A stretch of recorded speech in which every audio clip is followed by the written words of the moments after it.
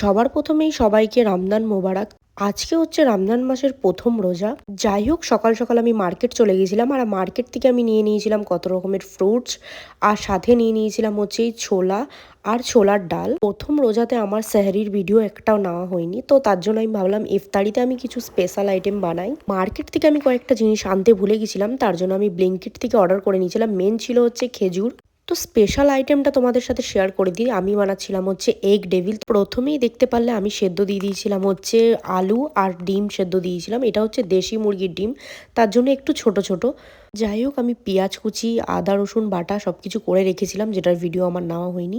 পেঁয়াজটা ফ্রাই করে আদা রসুন দিয়ে নুন হলুদ লঙ্কার গুঁড়ি জিরের গুঁড়ি দিয়ে ভালো করে আলু সেদ্ধটাকে ফ্রাই করে আলু সেদ্ধটাকে নামিয়ে দিয়েছি। দেন দেখতে পেলে ডিমটাকে ভালো করে কোটিং করে এগ ওয়াশ করে ব্রেড ক্রাম দিয়ে ছেড়ে দিলাম হচ্ছে হালকা আছে এগ ডেভিলসগুলো।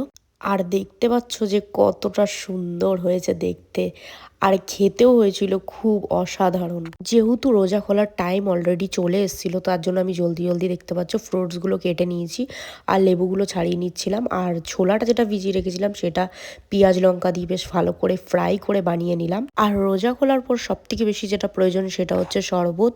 আর আমি নর্মাল প্লেন শরবত বানিয়েছিলাম, দেখতে পাচ্ছ পাতি লেবু দিয়ে। আর ফাইনালি দেখতে পাচ্ছ যে আমার সব কিছু বানানো হয়ে গেছে। আমি ছোলার ডালটাও কাঁচা পেঁয়াজ দিয়ে একটা চাট বানিয়েছিলাম, আর ফ্রুটস, আর অলরেডি আমাদের রোজা খোলা হয়ে গেল।